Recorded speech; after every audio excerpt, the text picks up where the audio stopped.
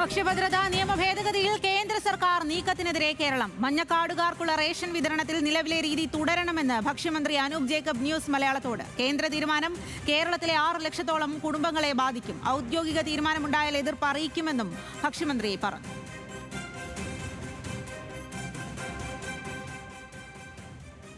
ഇതിൻ്റെ അകത്ത് നിയമത്തിൽ ഭേദഗതി കൊണ്ടുവരാൻ വേണ്ടിയുള്ള ഡ്രാഫ്റ്റ് അവർ മുന്നോട്ട് വെച്ചിട്ടുണ്ട്.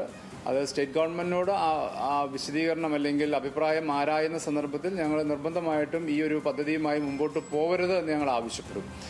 ഇവർ പറയുന്ന മാറ്റവും ഭേദഗതി അനുസരിച്ച് വരികയാണെങ്കിൽ കുടുംബാംഗങ്ങളുടെ എണ്ണം 5-ൽ കൂടുതലാണെങ്കിൽ നമുക്ക് കൂടുതൽ ലഭിക്കണം. പക്ഷേ ഇവർ 35 എന്ന ലിമിറ്റിലേക്ക് വെക്കുകയും കുടുംബാംഗങ്ങളുടെ എണ്ണം കുറയുകയാണെങ്കിൽ അതനുസരിച്ച് ക്വാണ്ടിറ്റി കുറയുകയും ചെയ്യുകയാണ് ഉണ്ടാകുന്നത്. അപ്പോൾ അവർ വെച്ചിരിക്കുന്ന നിർദ്ദേശങ്ങൾ അനുസരിച്ചാണെങ്കിൽ അത് അംഗീകരിക്കാൻ ബുദ്ധിമുട്ടുള്ളൊരു വിഷയമാണ്. എന്തായാലും ഞങ്ങൾ കേന്ദ്ര സർക്കാരിൻ്റെ ശ്രദ്ധയിൽ കൊണ്ടുവരും.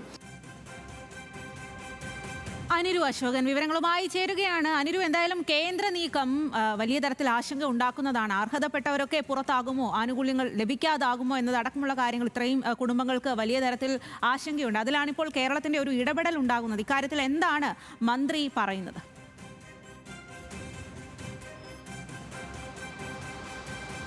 സ്വാതി, രാജ്യത്തെ ഏറ്റവും ദരിദ്ര വിഭാഗങ്ങളായ കുടുംബങ്ങളെ സംബന്ധിച്ച് കേന്ദ്ര സർക്കാരിന്റെ ഈ തീരുമാനം കനത്ത തിരിച്ചടിയാണ്. ഈ ഒരു നീക്കത്തിനെതിരെ ഇപ്പോൾ ആദ്യമായിട്ട് ഒരു സംസ്ഥാനം കേന്ദ്രത്തിനെതിരെ രംഗത്ത് വരുന്നുണ്ടെങ്കിൽ അത് കേരളം മാത്രമാണ് എന്നതാണ് ഏറ്റവും ശ്രദ്ധേയമായ കാര്യം.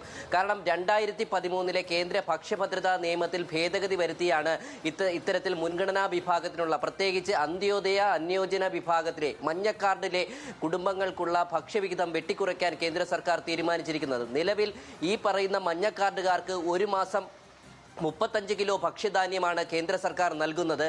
ഈ പറയുന്ന ഭക്ഷ്യധാന്യത്തിൽ നിലവിൽ ഈ ഭേദഗതി വരികയാണെങ്കിൽ ഒരംഗത്തിന്, അതായത് മഞ്ഞക്കാർഡിലെ ഒരംഗത്തിന് ഇനി മുതൽ ലഭിക്കുക 7 കിലോ ഭക്ഷ്യധാന്യമായിരിക്കും. അതായത് നേരത്തെ 5 കുടുംബങ്ങൾക്കോ അല്ലെങ്കിൽ 6 കുടുംബങ്ങൾ ഉള്ള ഒരു കുടുംബത്തിനെ സംബന്ധിച്ച് 35 കിലോ ഭക്ഷ്യധാന്യം ലഭിക്കുകയാണെങ്കിൽ ഇനി ആ കുടുംബത്തിന് ഇപ്പോൾ 2 അംഗങ്ങളാണ് ഉള്ളെങ്കിൽ അത് കേവലം 14 കിലോയെ ലഭിക്കൂ. നേരത്തെ 35 കിലോ കിട്ടിയ സ്ഥാനത്താണ്.